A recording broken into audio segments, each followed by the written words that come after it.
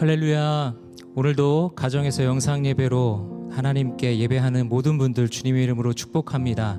이 시간 우리 왕 되신 하나님 앞에 예배하며 나아가기를 원합니다. 제가 먼저 함께 기도하고 이 시간 예배 자리로 나아가겠습니다. 하나님 감사합니다. 오늘도 우리를 예배의 자리로 인도해 주신 은혜 감사드립니다. 어려운 시기를 지나고 있는 우리들에게 하나님만이 우리의 왕 되심을 다시 한번 깨닫게 하시고 오늘 그 하나님을 찬양하며 높이는 가운데 주님이 우리의 진정한 인생의 주인으로 다시 한번 자리 잡는 은혜가 있게 하여 주시옵소서. 오늘 우리 왕 되신 주님의 이름을 찬양하며 높여드릴 때에 우리의 찬양을 통해 오직 주님만 영광 받으시기를 간절히 소망하며 예수님의 이름으로 기도드립니다. 아멘. 할렐루야. 우리 시간 우리 왕 되신 주님께 큰 감사와 영광의 박수 올려드리겠습니다. 할렐루야. 왕 되신 주님 찬양받기 합당하신 주님의 이름을 높여드립니다. 주님 영광 받아주시옵소서. 할렐루야. 아멘.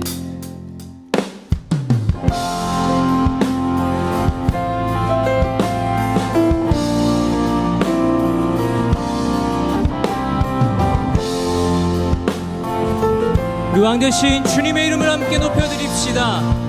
함께 고백합니다. 왕이신 하나님 높임을 받으소서. 찬양하리라 영원히 높임을 받으실 그 이름 찬양하리라.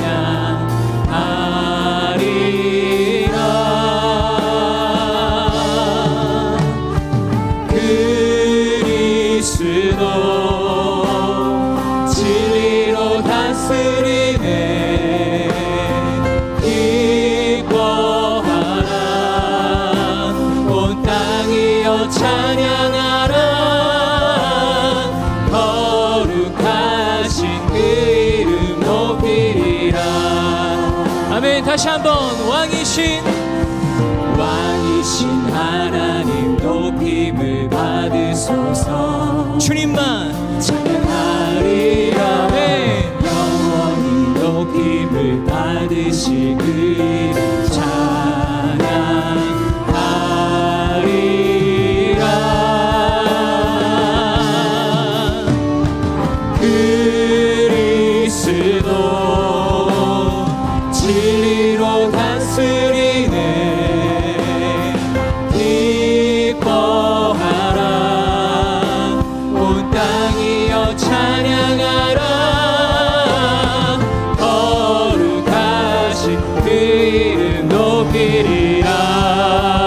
목소리 높여 왕이신 하나님 높임을 받으소서. 주님만 찬양합니다. 찬양하리라 영원히 높임을 받으실 그 이름 찬양하리라.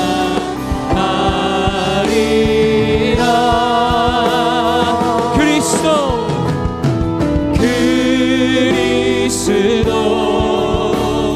진리로 다스리네. 기뻐하라 온 땅이여 찬양하라. 거룩하신 그 이름 높이리라. 그리스도 우리를 다스리십니다. 그리스도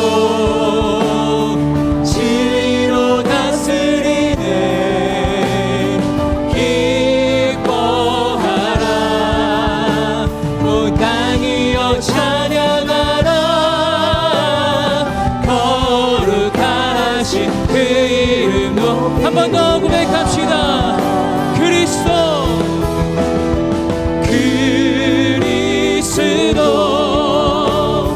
진리로 다스리네. 주님을 기뻐합니다. 기뻐하라 온 땅이여 찬양하라. 거룩하신 그 이름 높이리라. 거룩하신 그 이름 높이리라. 한 번 더. 거룩하신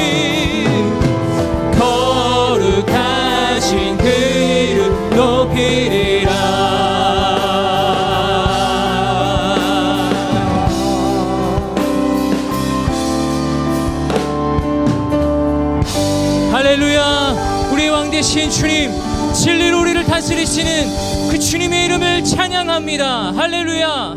네.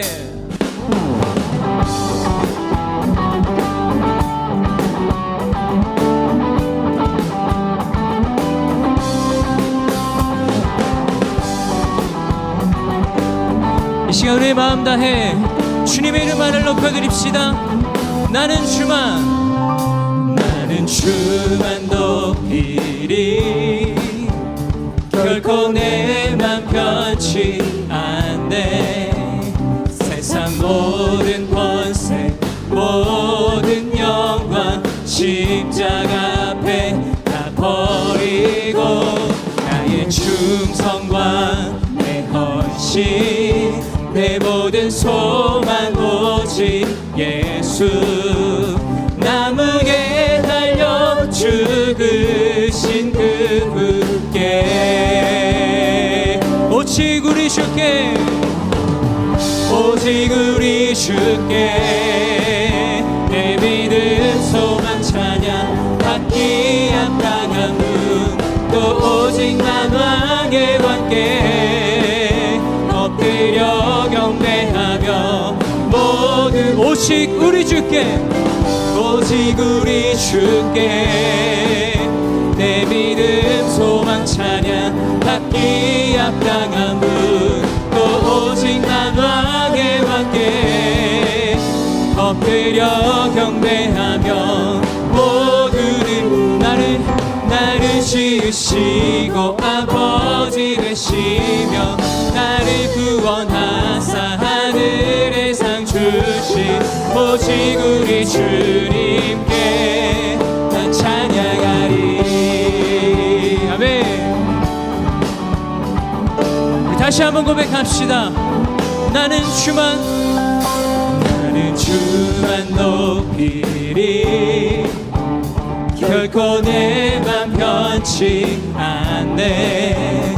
세상 모든 권세 모든 영광 십자가 앞에 다 버리. 아멘. 나의 충성과 내 헌신 내 모든 소망 오직 예수. 나무에 달려 죽으신 그분께 오직 우리 주께 오직 우리 주께 내 믿음 소망 찬양 받기 합당한 분 또 오직 만왕의 왕께 엎드려 경배하며 다시 한번 오직 우리 주께 오직 우리 주께 내 믿음 소망 찬양 받기 합당한 분 또 오직 만왕의 왕께 엎드려 경배하며 모두는 나를 지으시고 아버지 되시며 나를 구원하사 하늘의 상 주신 오직 우리 주님께 나 찬양하리.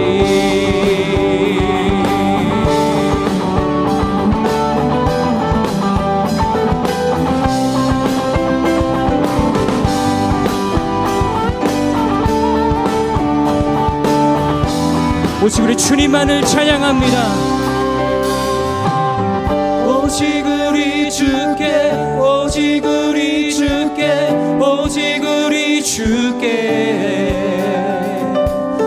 오직 우리 주께 오직 우리 주께 오직 우리 주께 오직 우리 주께 오직 우리 주께 오직 우리 주께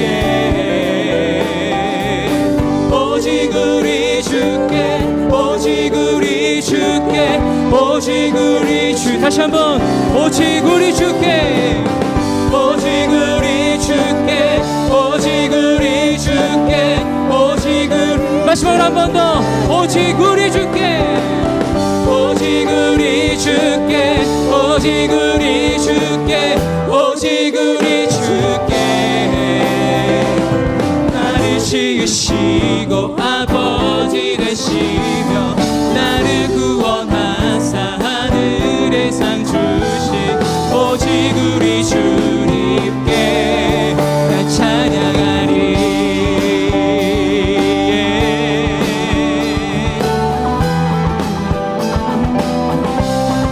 찬양하리.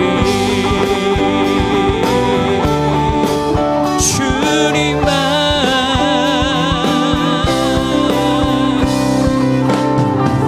할렐루야. 우리의 왕 되신 주님, 우리 찬양받기 합당하신 주님, 우리의 평생의 삶을 다해 오직 주님만을 찬양하겠습니다. 주님만을 찬양하겠습니다. 할렐루야. 아멘.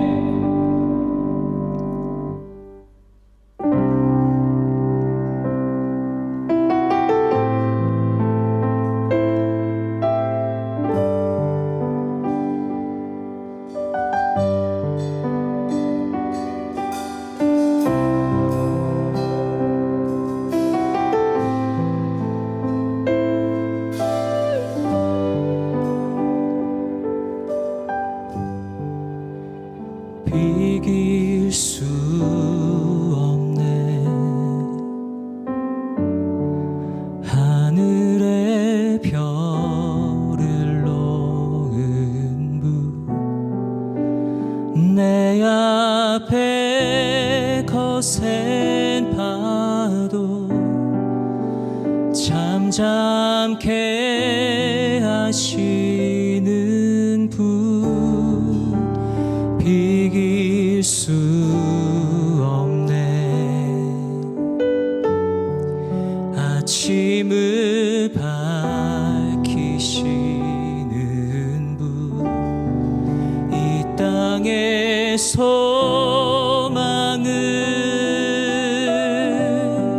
주의 사랑 안에 있네. 주 광대하시네. 영원토록 놀라운 영광의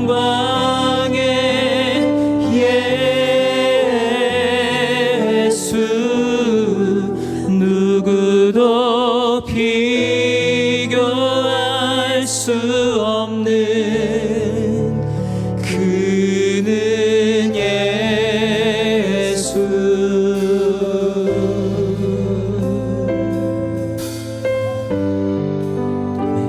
어둠이 지면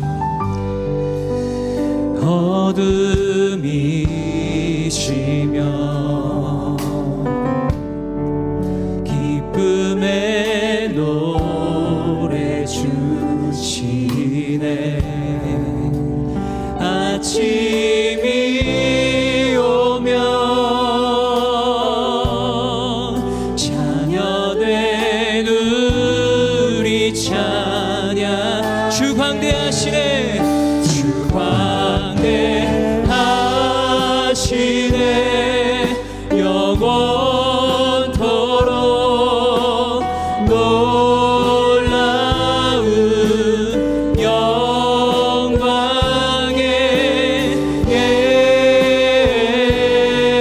예수, 누구도 비교할. 주 광대하시네. 주 광대하시네. 영원토록 놀라운 영광의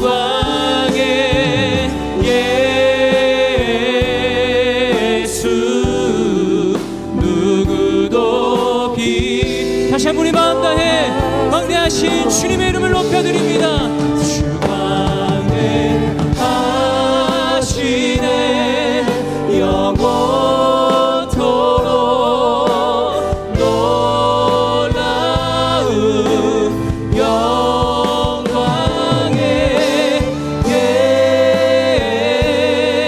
예수, 누구도 비교할 수 없는 그는 예수.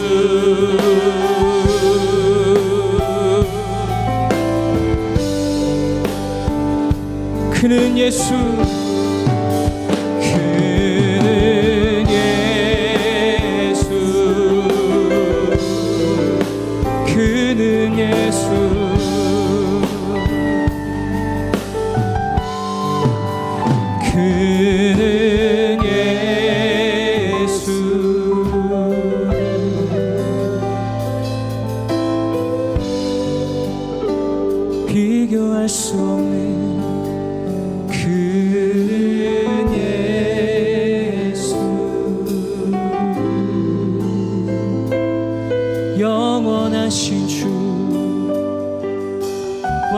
되신 주,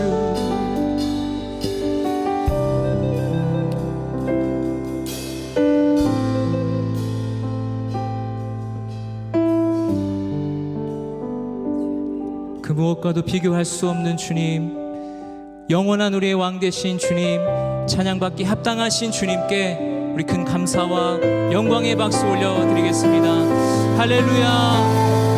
무엇과도 비교할 수 없는 우리 유일하신 주님, 영원한 우리의 하나님, 주님의 이름을 높여드립니다.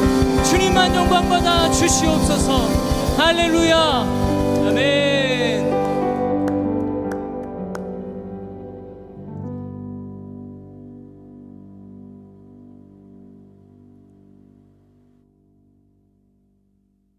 내가 죽음의 그림자가 드리운 골짜기를 지날 때라도 악한 것을 두려워하지 않는 이유는 주께서 나와 함께 계시기 때문입니다.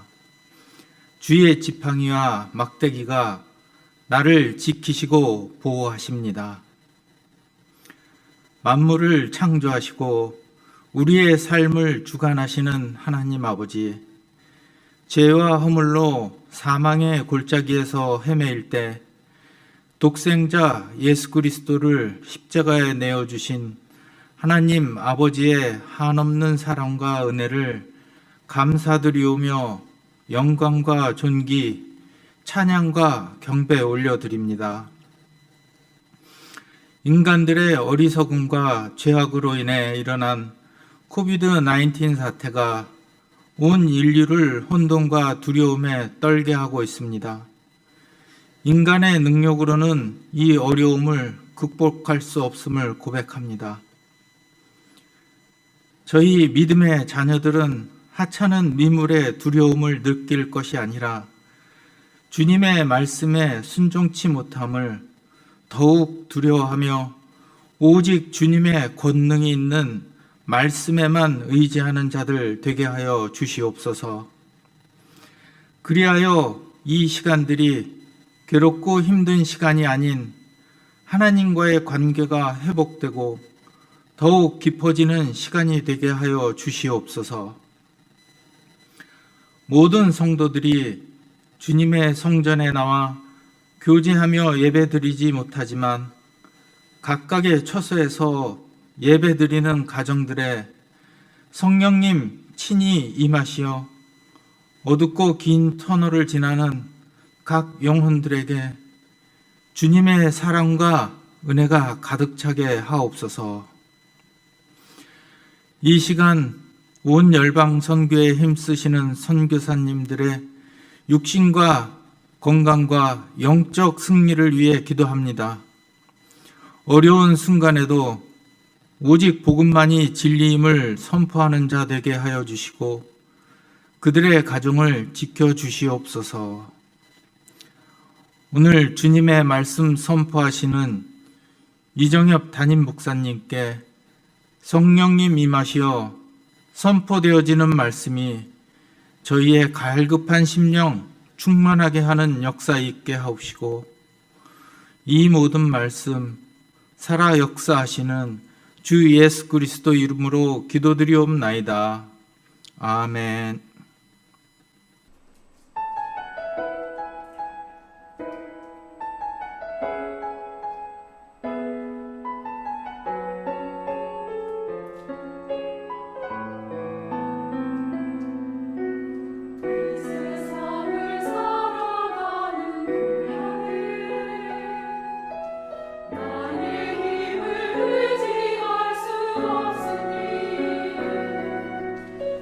기도하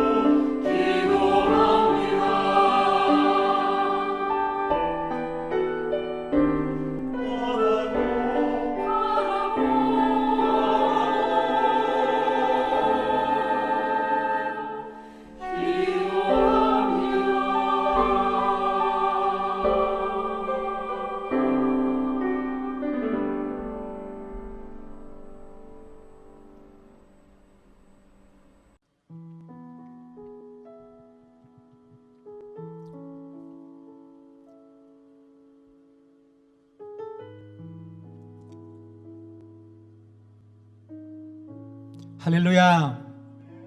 5월의 5번째 주일 온누리 영상 예배로 함께 하시는 여러분, 주님의 이름으로 환영하고 축복합니다. 저를 따라 해보시겠습니다. 예배드리면 행복합니다. 사랑하는 여러분, 반갑습니다. 오늘은 5월의 마지막 주일입니다. 우리는 하나님의 은혜로 또 한 달을 살았습니다. 매주일 하나님의 그 임재 앞에 설 때마다 여호와 하나님의 놀라운 자비와 긍휼에 우리는 전율합니다. 또 하루를, 또 한 주를, 또 이렇게 한 달을 살았구나 감격합니다. 우리가 무엇이 간데 우리를 이렇게 주님의 은혜로 붙드시는지 벅찬 감동으로 예배할 수밖에 없습니다. 사랑하는 여러분, 오늘 이 시간이 하나님의 영광을 경험하는 예배이길 소망합니다. 지금 이 자리가 오직 하나님의 영광으로 충만한 예배이기를 축복합니다. 예배가 우리를 새롭게 합니다. 우리 옆에 계신 분들에게 이렇게 한번 고백해 볼까요? 예배가 우리를 새롭게 합니다. 이 시간 옆에 계신 분들 바라보시면서 손 내밀어 함께 축복하시겠습니다.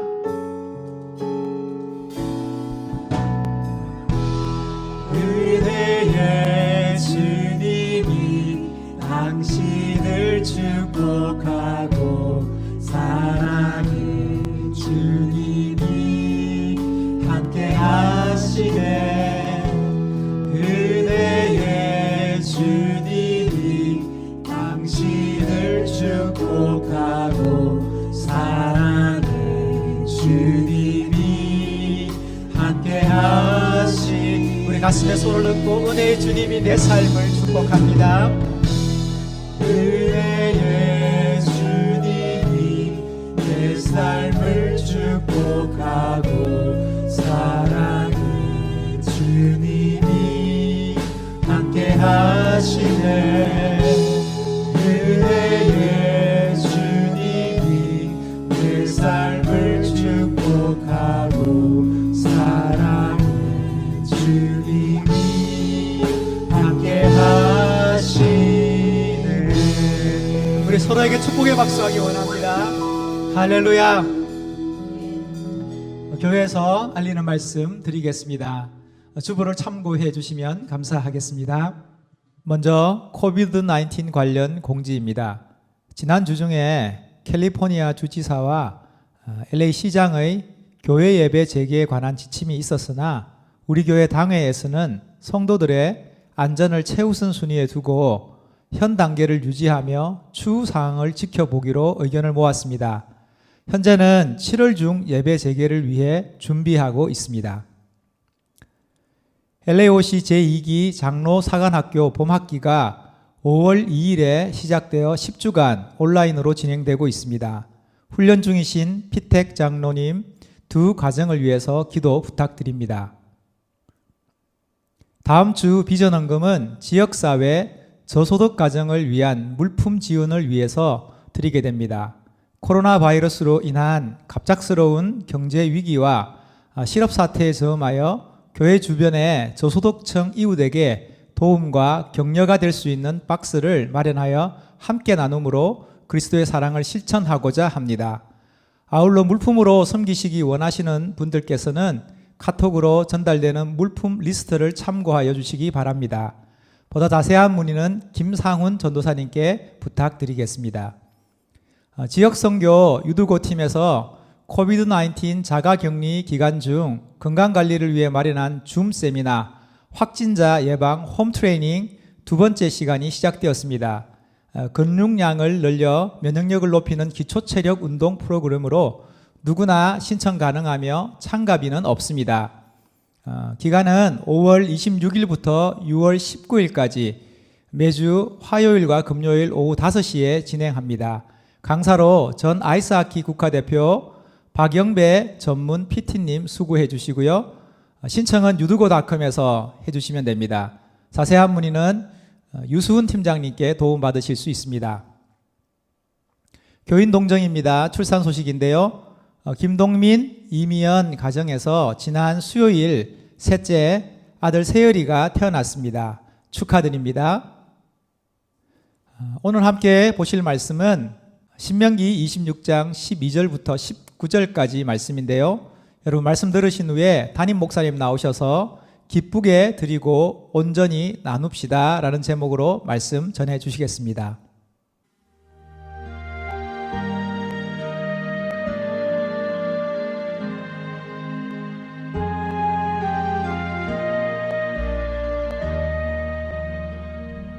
(3년째) 되는 해, 곧 11조를 드리는 해에 내가 수확한 모든 것의 11조를 따로 떼어놓기를 마치면 너는 그것을 레위 사람들과 이방 사람들과 고아들과 과부들에게 주어라.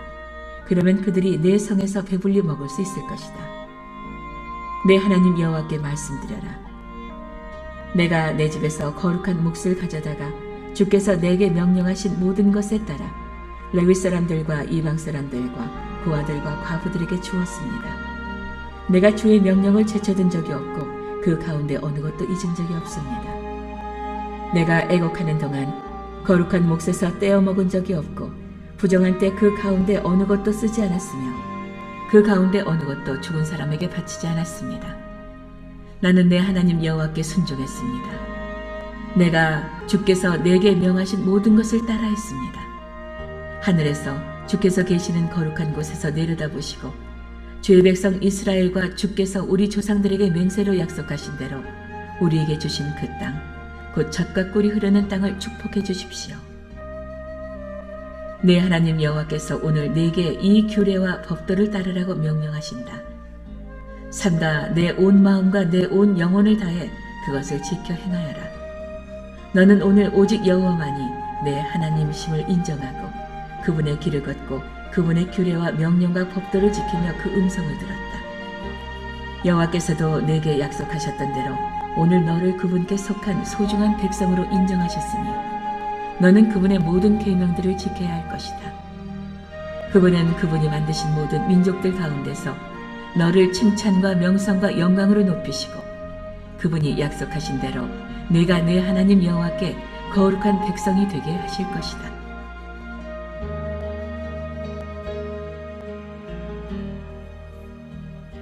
할렐루야. 5월 마지막 주일 함께 예배하게 되신 여러분을 주님 이름으로 축복하고 또한 환영합니다. 처소에서 드리는 귀한 예배로 하나님 앞에 영광 올려드리는 저와 여러분 되시기를 바랍니다.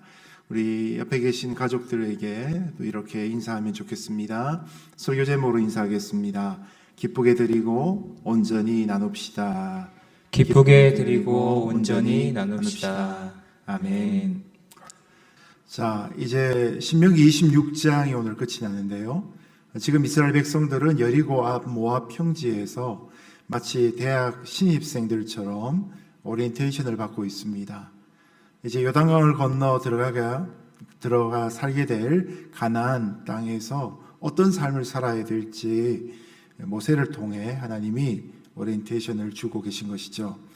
자, 그런데 이스라엘 백성들에게는 지금 단순히 강 하나만 건너는 변화가 찾아오는 것이 아닙니다. 이것은 총체적인 생활 방식의 변화입니다.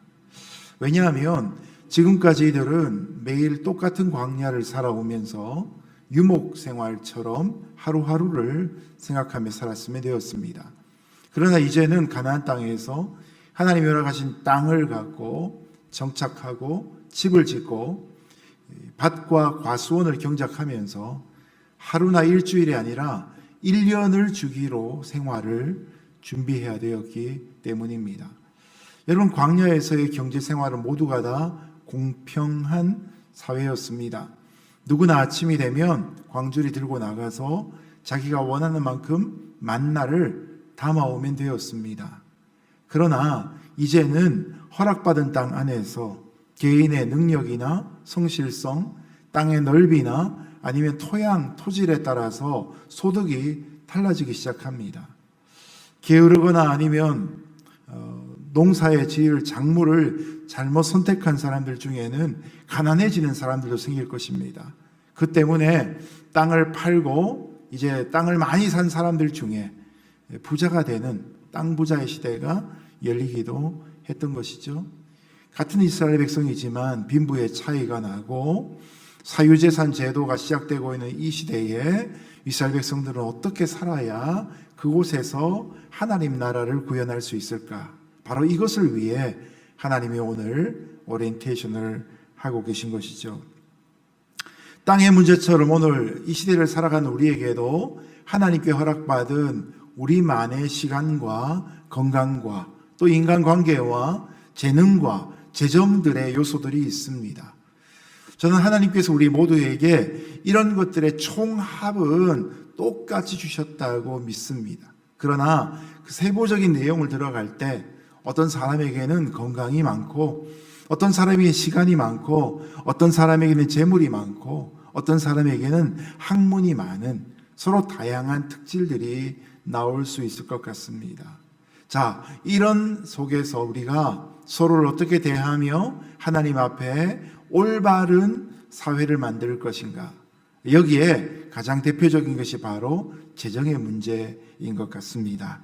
자, 오늘 말씀을 의지해서 드리는 삶과 나누는 삶을 통해서 하나님이 이루시기를 원하는 하나님의 나라가 우리 시대에 공동체 안에 또 이 지역 사회 안에 이루어질 수 있기를 주님의 이름으로 축복합니다. 자, 먼저 하나님 앞에 드리는 삶에 대해서 12절은 기쁘게 드리라라고 교훈하고 있습니다. 12절 말씀 같이 읽습니다. 시작. 3년째 되는 해 곧 11조를 드리는 해에 내가 수확한 모든 것의 11조를 따로 떼어 놓기를 마치면 너는 그것을 레위 사람들과 이방 사람들과 고아들과 과부들에게 주어라. 그러면 그들이 네 성에서 배불리 먹을 수 있을 것이다. 아멘. 자, 여기서 제3년의 11조가 등장합니다. 여러분, 11조라는 말은 아시는 것처럼 10분의 1이란 뜻으로 하나님 앞에 드리는 헌금의 기본입니다. 지금까지 나는 11조는 들어봤는데 제3년의 11조라는 말은 오늘 처음 듣는다고 하시는 분도 계실 것입니다. 자, 11조를 먼저 공부를 좀 하겠는데요. 구약 성경에 보면 세 종류의 11조가 등장합니다. 먼저 이스라엘 백성들은 한 해에 2번 11조를 드렸는데요. 첫 번째는 우리가 잘 아는 것처럼 이 레위인과 제사장들의 생계를 위해 드리는 정규 11조였습니다. 민수기 18장에 등장하지요. 두 번째는 첫 11조를 드리고 남은 10분의 9 중에서 성소에서 드리는 감사의 축제나 또 성소를 수리할 비용으로 드리는 절기 11조가 있었습니다. 자, 그런데 이 제3년의 11조는 방금 말씀드린 두 번째 11조의 변형으로 안식년을 기준으로 3년마다 드리는 구제를 위한 특별한 목적을 가진 11조였습니다. 자, 안식일이 7년마다 반복이 되면 안식년 후에 제 첫 번째 해, 두 번째 해, 세 번째, 네 번째, 다섯, 여섯 번째 해가 반복이 되겠죠. 자, 그럴 때 안식년 다음에 1년차, 2년차, 그리고 4년차, 5년차 때에는 두 번째 11조까지 드립니다. 그런데 제3년차와 6년차 때에는 그 두 번째 11조가 이름과 용도가 바뀌어져서 제3년의 11조란 제목이 되어집니다. 자, 하나님은 이 제3년의 11조를 특별히 레위 사람들과 이방 사람들과 고아들과 과부들을 위해 주라고 12절에서 말씀하셨습니다. 저는 1985년 고등학교 1학년 때 부모님께 한 달 용돈으로 12,000원을 받았습니다. 그리고 그 중에 11조 1,200원을 떼어 하나님께 11조를 드렸습니다. 그리고 1997년 1월 달에 신학대학원에 입학하자마자 첫 번째 교회 사역, 오늘날 이야기하면 파트 전도사님이죠. 파트 전도사 사역을 시작하면서 첫 달 사례비로 당시 50만 원을 받았습니다. 그리고 그 50만 원을 하나님 앞에 첫 예물, 첫 소산으로 헌금 했습니다. 그때 헌금 개수하셨던 그 재정 집사님의 눈이 휘둥그레졌던 그 장면을 지금도 제가 기억이 납니다. 지금 그때로부터 23년이 지나 지금의 하나님은 복을 주셔서 제가 드렸던 그 첫 소산, 저희 가정이 드렸던 그 첫 소산 그것에 20배가 넘는 헌금 생활을 하고 있습니다. 얼마나 감사한지 모릅니다. 헌금을 많이 해서 감사할 수도 있지만 제가 목사인데 사역할 교회 없이 그렇게 살고 있으면 얼마나 자괴감이 들고 힘들었겠습니까? 사역할 수 있는 그런 목사로 불러주시고 또 교회를 통해 사례를 받게 하시는 또 그리고 그것을 가지고 하나님 앞에 기쁨으로 헌금할 수 있는 것이 저는 얼마나 감사한지 모릅니다. 여러분은 어떻게 헌금 생활 하시는지 잘 모르겠습니다. 우리 교회는 그래도 비교적 건강하게 헌금하는 그런 성도가 많은 교회입니다. 자, 그런데 많은 분들이 헌금 생활 하지 못하는 이유들이 있습니다. 그러면서 나름의 이유들을 이렇게 말씀하십니다. 나도 돈을 많이 벌거나 재산이 많아지면 헌금을 많이 하고 싶어요. 이런 것을 if then offering이라고 부릅니다. 만약 내가 어떠하게 되면 제가 이렇게 할 거예요. 아마도 이렇게 말씀하시는 분들에게는 돈이 많으면 헌금을 잘 할 수 있다는 생각이 있지 않을까 그렇게 여겨집니다. 그런데 여러분, 우리가 잘 아는 것처럼 돈이 많다고 무조건 헌금 생활 잘할 수는 없습니다. 마가복음 12장에서 과부의 두 렙돈 이야기를 예수님이 주시는 이유가 뭡니까? 여러분, 헌금에는 마음이 따라야 한다는 것입니다. 과부의 전 재산과도 같은 두 렙돈을 하나님 앞에 드립니다. 앞에서 if then offering을 말씀드렸는데 이 과부의 두 렙돈 헌금을 보면 even though offering이라고 제목을 붙일 수 있을 겁니다. 제가 설교를 준비하면서 제가 만들어낸 용어입니다. if then offering이 아니라 헌금은 even though offering이어야 된다는 것이죠. 바로 거기에 물질보다 더 중요한 우리의 마음이 담겨져야 진정한 헌금이라는 것이죠. 헌금의 의미를 바로 알아야 헌금 생활을 제대로 할 수 있습니다. 자, 그런 의미에서 헌금은 생활의 훈련이 필요합니다. 어린 시절 믿음의 가정에서 자라는 아이들이나 저처럼 청소년 시기에 교회를 처음 나가서 선생님으로부터 신앙의 훈련을 받으면서 또 제자 훈련을 받으면서 헌금 생활의 기쁨과 중요성을 배우거나 아니면 신앙의 연륜이 막 시작된 어르신들이 할지라도 1:1 제자 양육을 통해서 헌금 생활의 기쁨과 축복을 배우면 그분에게는 그 생활이 계속 유지되게 됩니다. 미국에서 아주 주도적으로 이 기독교계를 이끌어가는 그런 젊은 목사님, 젊다는 건 저하고 연배가 비슷하다는 겁니다. 애틀란타 노스포인트 교회를 담임하는 앤디 스탠리 목사님이라는 분이 있습니다. 이분이 Fields of Gold라는 제목의 책에서 좋은 헌금을 계획하는 것에는 이 3P가 필요하다. 흔히 말하는 3P로 좋은 헌금의 계획을 이렇게 정리합니다. 첫 번째 P는 맨 먼저 드리는 헌금입니다. Priority Giving입니다. 돈을 쓰고 나서 남는 돈으로 헌금하는 것이 아니라 먼저 구별하여 떼어드리는 헌금이라는 의미가 바로 맨 먼저 드리는 헌금 속에 담겨져 있습니다. 두 번째는 버는 만큼 드리는 헌금입니다. Percentage Giving이라고 표현을 합니다. 하나님 앞에 받은 것 중에서 비례해서 드리는 헌금이다 것이죠. 세 번째는 점점 더 많이 드리는 헌금이라는 것입니다. Progressive Giving이라고 표현을 하고 있더라고요. 저는 이 첫 번째, 두 번째도 참 마음에 들지만 세 번째가 정말 마음에 듭니다.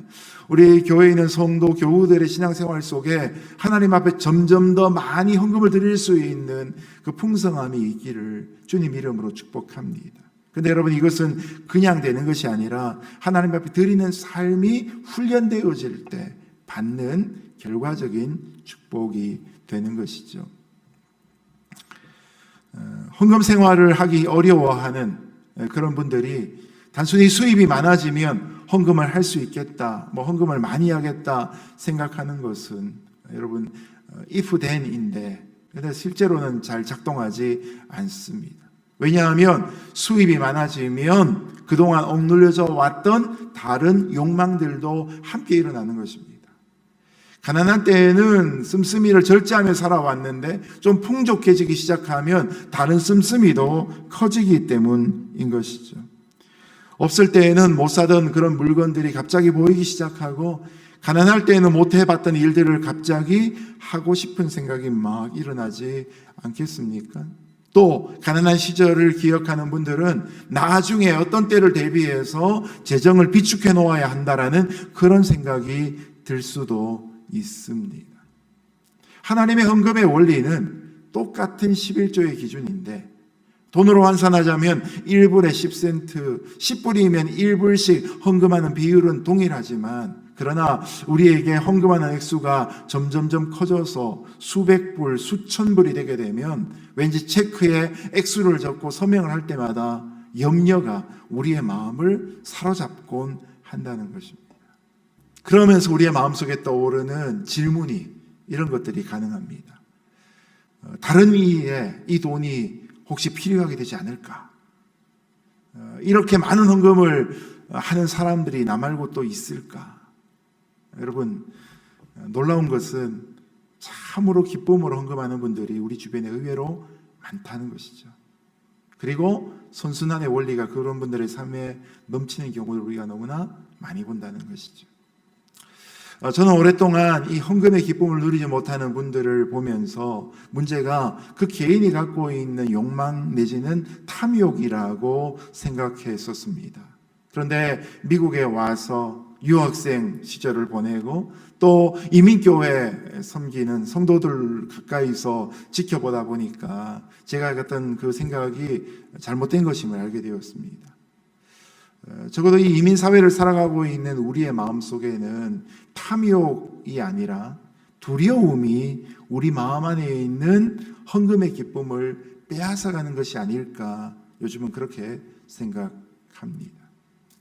헌금을 이만큼 하고 나면 내가 하고 싶은 그 일을 못하게 되는 건 아닐까. 11조를 하게 되면 이렇게 매달마다 페이먼트를 해야 되는 이 벅벅한 이민 생활을 과연 감당해낼 수 있을까? 이런 두려움이 우리 마음속에 찾아오게 되는 것이죠. 그런데 여러분, 이럴 때 우리가 기억해야 될 것이 있습니다. 이처럼 우리가 두려움 때문에 하나님께 드리는 헌신을 감당하지 못하면 우리의 믿음은 출애굽기 3장에 나는 스스로 있는 자니라 라고 하시는 전능하신 하나님은 믿는다고 입술로 고백을 하면서도 이사야 14장에 나오는 것처럼 약속한 것을 반드시 이루시는 하나님에 대해서는 믿지 못하는 결과가 초래된다는 것이죠. 마태복음 25장에 나오는 달란트 비유, 누가복음 19장에 나오는 문화의 비유들 속에서 여러분, 게으르고 악한 종이 주인에게 야단맞는 이유는 무엇입니까? 이 주인이 갖고 있던 그 선한 의도를 잊지 못한 채 자기의 선입견 속에, 자신의 두려움 속에 갇혀버리고 말았다는 것이죠. 제가 설교를 하면서 의도적으로 본문을 선택하지 않는 건 여러분이 너무나 잘 아실 것입니다. 저는 지난 10여 년 가까이 우리 교회를 목회해 오면서 헌금을 위한 헌금 설교를 한 적은 한 번도 없다는 걸 아실 것입니다. 본문이 주어지면 헌금을 관한 강조를 그 본문 안에서 그대로 하지요. 이 코비드-19 사태가 벌어지고 나서 우리 교회는 그래도 참 건강하게 이 재정에 대한 부분들은 감사하게도 적절하게 채워지고 진행되어지고 있습니다.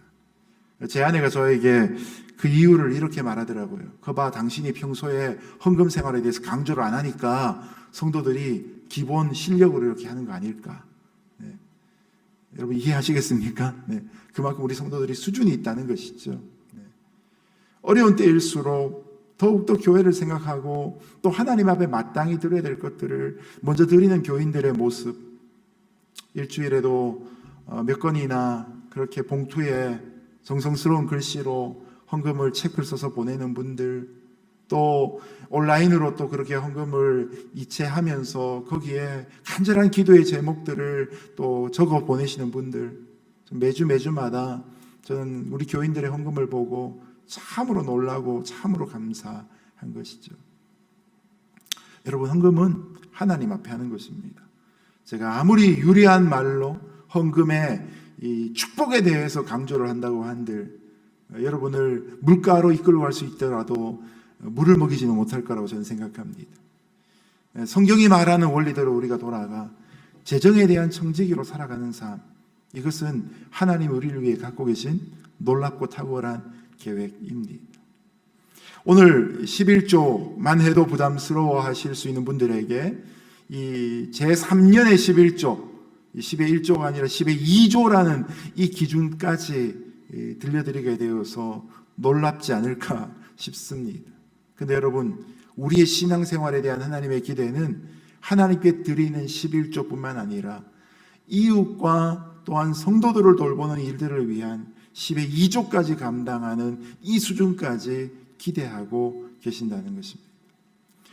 우리가 착하고 충성된 종으로 하나님이 맡기신 재물에 올바른 청지기가 되지 못한 채 매달 수입과 지출을 억지로 내 힘으로 맞춰서 살아가야 되는 그런 경제적인 압박 속에 계속 살아가기를 하나님 원하지 않으신다는 것이죠. 여러분, 그런 삶을 살면 결국은 제3년의 11조를 감당할 수 있는 신앙은 될 수가 없는 것이죠. 이 땅에서 경제생활을 나만을 위해 하다가 삶을 끝낼 수도 있다는 것이죠. 오늘 무거운 마음으로 도전합니다. 그리고 헌금 생활 가운데 충성된 분들에게 주님을 대신해서 칭찬과 격려를 드리고 싶습니다. 우리가 하나님의 재정을 맡은 청지기의 사명을 기억하고 믿음 있는 경제 생활이 시작될 수 있기를 예수님 이름으로 축복합니다. 두 번째로 13절부터 15절까지 말씀을 보시면 이제 제대로 나누라라는 말씀을 도전하고 계십니다. 13절에서 15절 같이 읽겠습니다. 시작. 네, 하나님 여호와께 말씀드려라. 내가 내 집에서 거룩한 몫을 가져다가 주께서 내게 명령하신 모든 것에 따라 레위 사람들과 이방 사람들과 고아들과 과부들에게 주었습니다. 내가 주의 명령을 제쳐둔 적이 없고 그 가운데 어느 것도 잊은 적이 없습니다. 내가 애곡하는 동안 거룩한 몫에서 떼어 먹은 적이 없고 부정한 때 그 가운데 어느 것도 쓰지 않았으며 그 가운데 어느 것도 죽은 사람에게 바치지 않았습니다. 나는 내 하나님 여호와께 순종했습니다. 내가 주께서 내게 명령하신 모든 것을 따라했습니다. 하늘에서 주께서 계시는 거룩한 곳에서 내려다보시고 주의 백성 이스라엘과 주께서 우리 조상들에게 맹세로 약속하신 대로 우리에게 주신 그 땅, 곧 젖과 꿀이 흐르는 땅을 축복해 주십시오. 아멘. 자, 이 제3년의 11조를 하나님이 얼마나 중요하게 여기셨던지 알게 하는 대목이 바로 여기 15절까지입니다. 제3년의 11조는 더불어 살아가야 될 연약한 지체들을 위해 나누어 주어야 되는 일종의 구제를 위한 목적 헌금입니다. 특별히 13절에 보면 레위 사람들과 이방 사람들과 고아들과 과부들, 이 세상에서 자신의 분깃, 땅을 허락받지 못한 그런 사람들에 대해서 언급하고 있는 것은 그만큼 우리가 함께 재정을 나눌 이웃이 포괄적이라는 사실을 우리에게 보여줍니다. 자, 이렇게 제3년의 11조를 나누고 나서 성전에 와서 우리가 읽은 13에서 15절 말씀에 해당하는 내용을 갖고 하나님 앞에 고백하라고 모세를 통해 하나님이 가르쳐 주신 것입니다. 헌금 생활은 단순히 재정을 떼어서 드리는 것으로 끝나지 않고 그 재정을 버는 순간부터 재정이 사용되어지는 단계까지 모든 걸 다 포괄하고 있는 것입니다. 이것이 헌금한 사람 개인의 공적을 드러내기 위한 독백이 아니라는 사실을 우리는 주목할 필요가 있습니다. 여러분, 하나님 앞에 나와 헌금 드리는 절차를 이처럼 구체적으로 고백하게 하신 것은 이 헌금이 하나님께서 주신 명령에 순종하는 차원에서 이루어졌음을 고백하는 목적이지요. 좀 전에도 말씀드렸지만 폭을 넓혀보면 재물을 정당하게 버는 일에서부터 헌금을 하나님 앞에 온전하게 드리는 과정도 포함시키고, 그리고 드린 헌금이 올바로 쓰이는 데까지 전체 과정을 하나님이 다 받으신다는 의미입니다.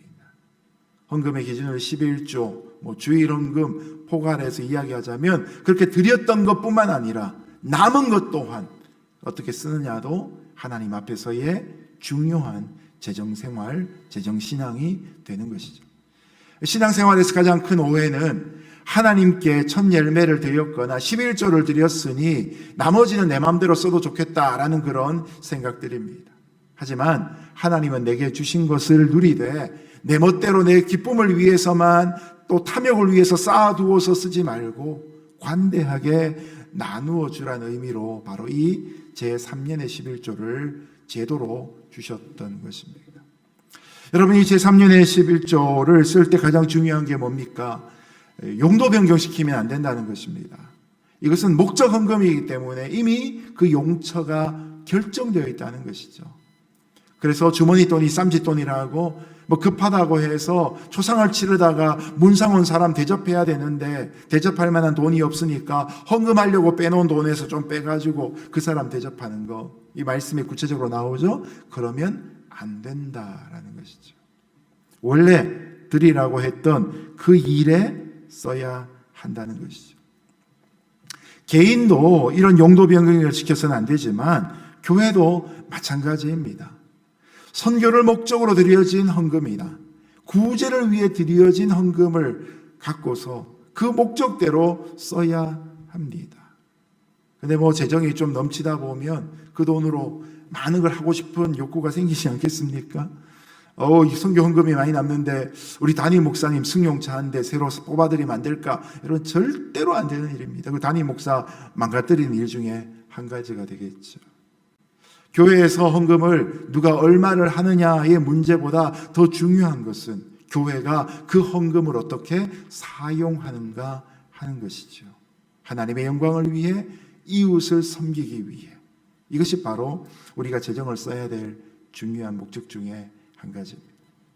한쪽에서는 풍요의 즐거움을 누리는데 다른 한쪽에서는 삶의 무게를 이기지 못하고 눈물 흘리는 이웃이 있다면 결코 그것을 하나님이 기뻐하시는 사회 구조는 되지 않을 것입니다.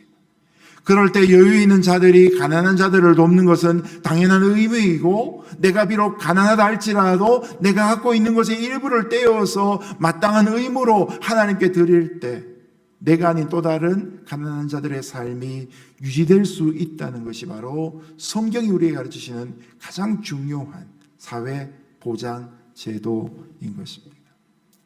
이것이 바로 더불어 살아가는 아름다운 사회의 첫 출발점입니다.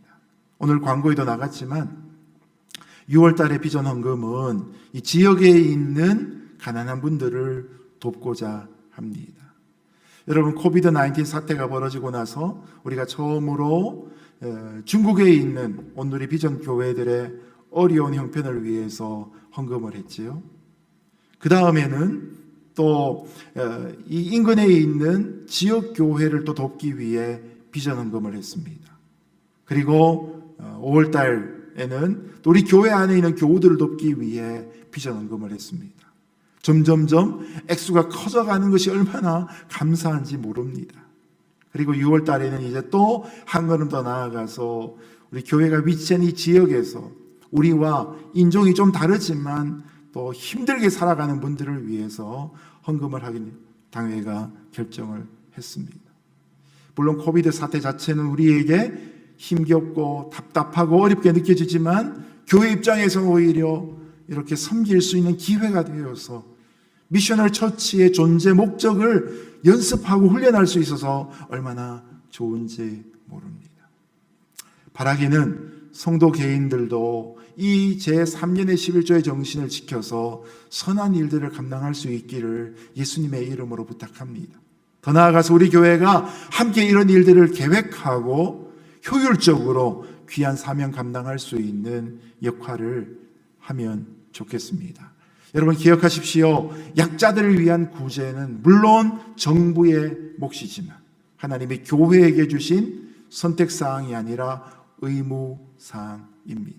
그것을 위해 우리의 재정 안에 하나님이 일부를 허락해 놓으셨습니다. 오늘 이런 하나님의 마음을 잘 품을 수 있는 나눔이 있는 성도 되시기를 예수님 이름으로 축복합니다. 마지막 세 번째는 16절부터 19절입니다. 우리 같이 읽겠습니다. 시작. 내 하나님 여호와께서 오늘 내게 이 규례와 법도를 따르라고 명령하신다. 삼가 내 온 마음과 내 온 영혼을 다해 그것을 지켜 행하여라. 너는 오늘 오직 여호와만이 내 하나님이심을 인정하고 그분의 길을 걷고 그분의 규례와 명령과 법도를 지키며 그 음성을 들었다. 여호와께서도 내게 약속하셨던 대로 오늘 너를 그분께 속한 소중한 백성으로 인정하셨으니 너는 그분의 모든 계명들을 지켜야 할 것이다. 그분은 그분이 만드신 모든 민족들 가운데서 너를 칭찬과 명성과 영광으로 높이시고 그분이 약속하신 대로 네가 내 하나님 여호와께 거룩한 백성이 되게 하실 것이다. 아멘.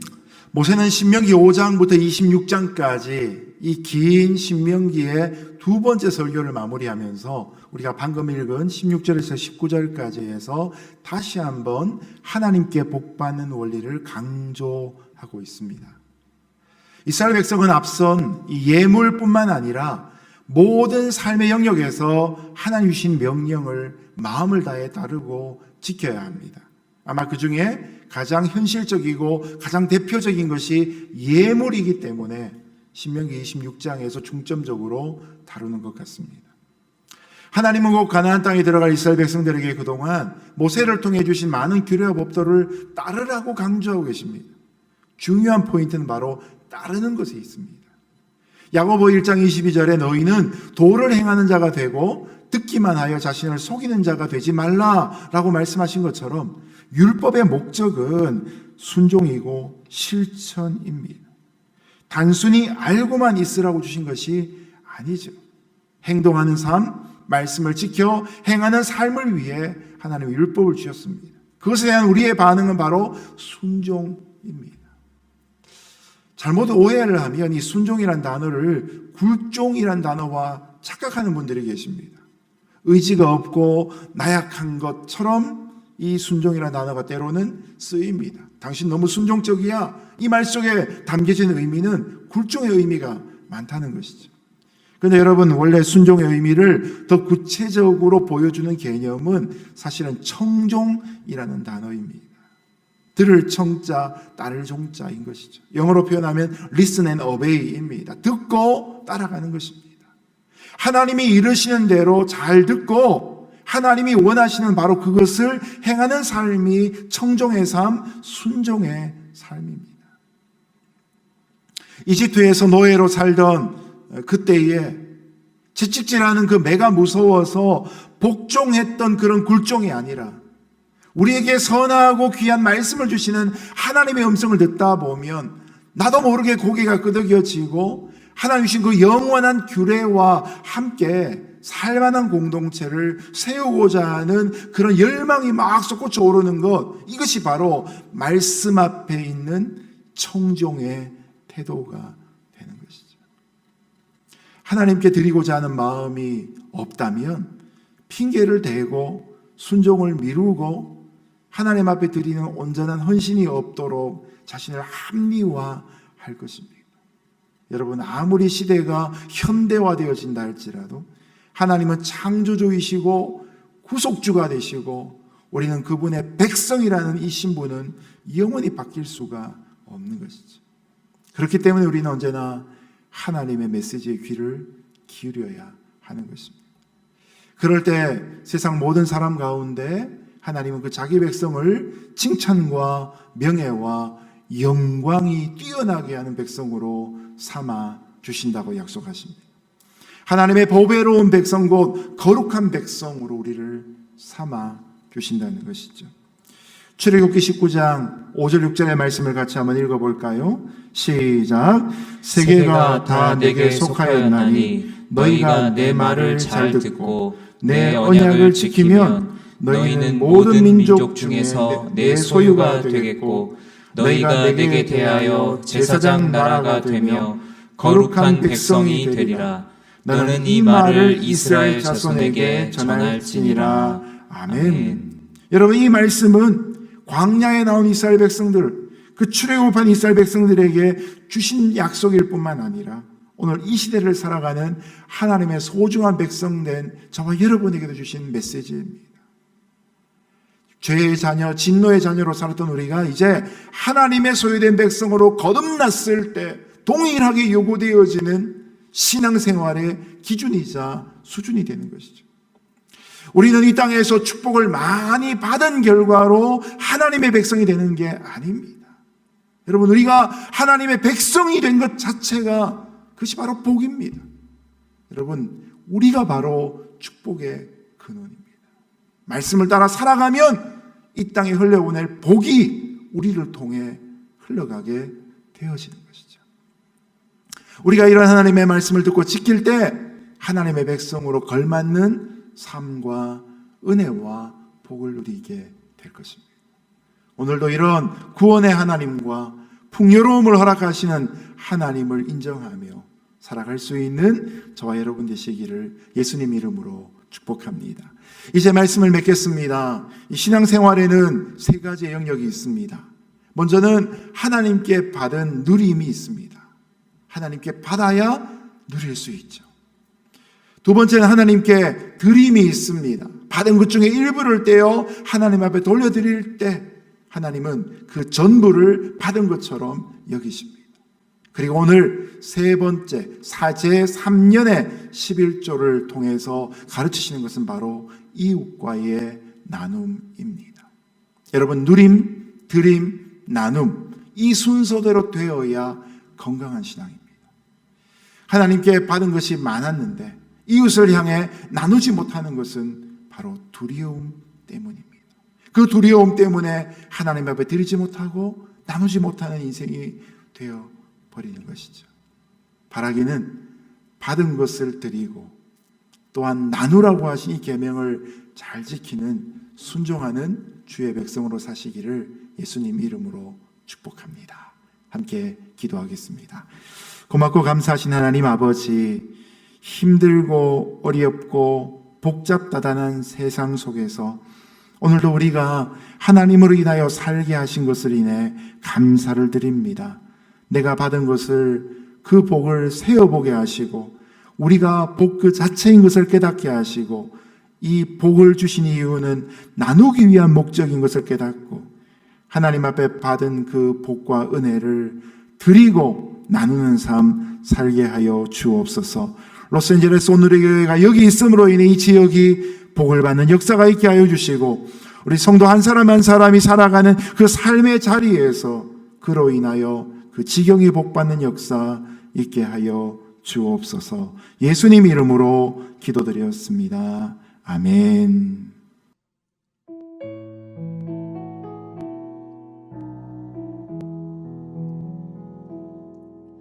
주 선한 능력으로 안으시네. 그 크신 발로 날 붙드시네.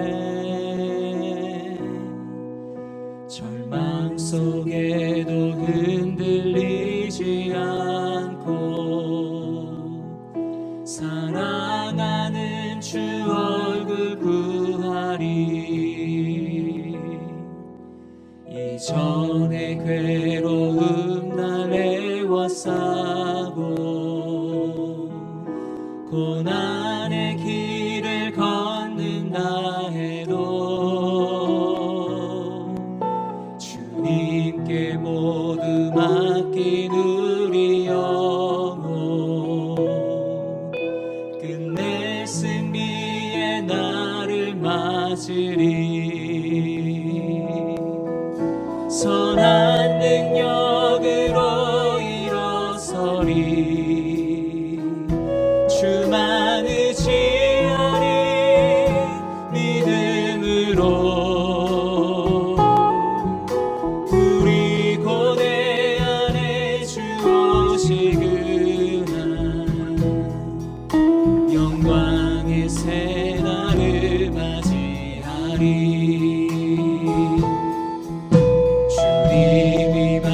진 고난에 쓴 자들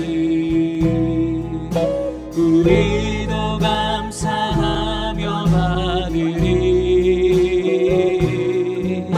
주님의 남은 고난 채워가며 예수와 복음 위에 살리라. 선한 능력으로 일어서리. 주가 의지하리 믿음으로 우리 고대 안에 주 오시기나. 영광의 새 날을 맞이하리. 영광의 새 날을 맞이하리. 영광의 새 날을 맞이하리.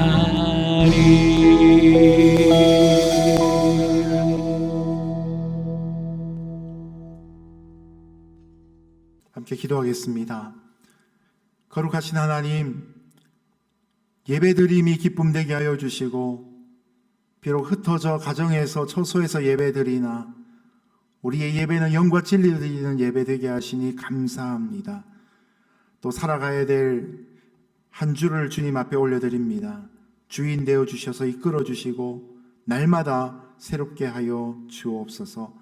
이 시간 성도들이 하나님을 사랑하는 마음으로 받아 누리는 것 중에 일부를 떼어 하나님 앞에 올려드립니다. 온전한 11조와 감사의 제목들과 주일 연보와 성경금을 받으시고 주님 드리는 그 마음의 고백을 받으실 뿐만 아니라 사용되어진 모든 과정 중에도 하나님의 은혜와 능력이 나타나게 하여 주시고 거룩한 재정으로 이 땅이 또한 거룩하게 회복되는 역사 있게 하여 주옵소서.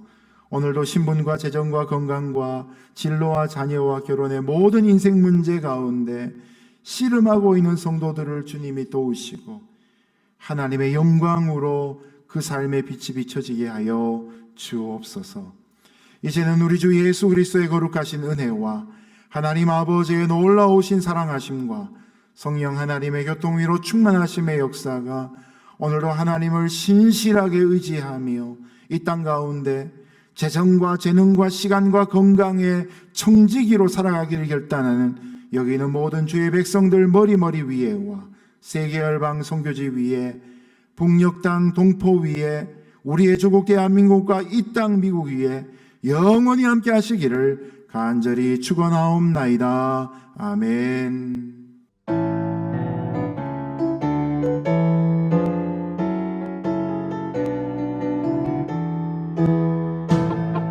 우리 함께 고백합니다. 살아계신 주 나의 참